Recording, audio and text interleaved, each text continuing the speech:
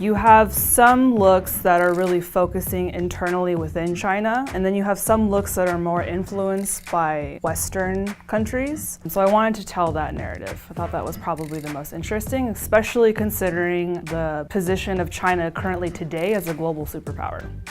In the 1910s, you have young women who have really high collars and these split bangs that go across their head. I would say that that look is representative of women who are probably middle class. If you're thinking poor women, they don't have time and they don't have the financial resources to be specific about their hair, their clothes, or their dress, or even afford photographs at that time.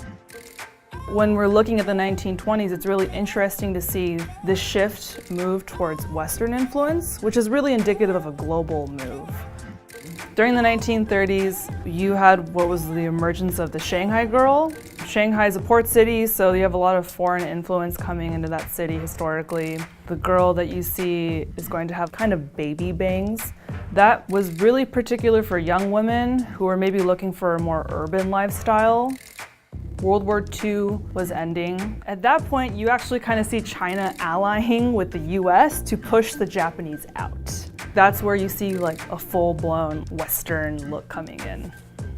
During the 1950s, Mao Zedong is in power. He basically overturns all the previous beauty standards. He makes the peasant, the proletariat, what's beautiful. And what's beautiful is if you're healthy and tan, and if you're contributing to the collective society. In the 1960s, this is when Mao Zedong, full-blown cultural revolution is enacted, so women are allotted more rights. She's in uniform because she's a comrade. They're seen as equal to men, theoretically. In the 1970s, China starts to move away from communism. You start to see kind of distancing from the ideology.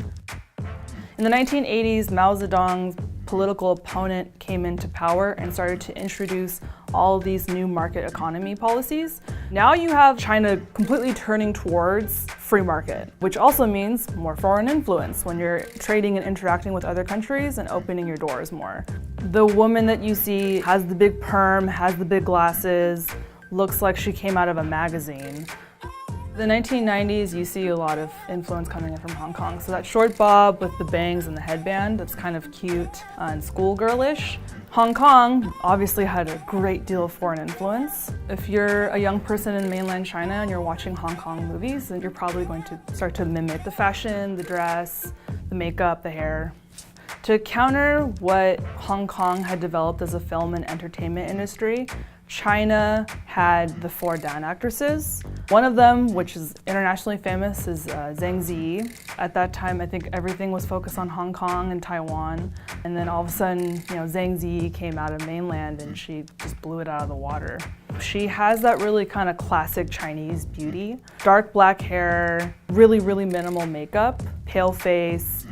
By the 2010s, Korea and the K-pop industry is enormously influential. There's a look called the Utseng look, and it's huge doe eyes, really, really pale, pearlescent, dewy face. I think that a lot of the media kind of feeds into this really xenophobic, basically anti-Chinese sentiment. And a lot of it has to do with the fact that China is growing economically and is challenging the US economically. Coming from here in the US, it's a very different way we look at China. If you were to go to another country in East Asia or anywhere else, they would have a completely different outlook at China. This country is so enormous, and that people should take this video as an introduction and they should learn beyond what the looks present, that there's a huge, huge history behind it all, and that this should be the door to learning all of that.